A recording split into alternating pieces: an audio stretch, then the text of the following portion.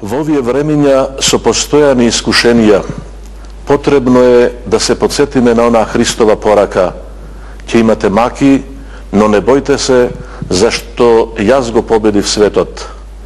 А тоа значи, како народ кој е изложен на постојани неправди, да бидеме трпеливи и достоинствени, да живееме во надеж и со верба дека не на силните и злотворците, туку на кротките и мудрите им се ветени даровите на вечноста.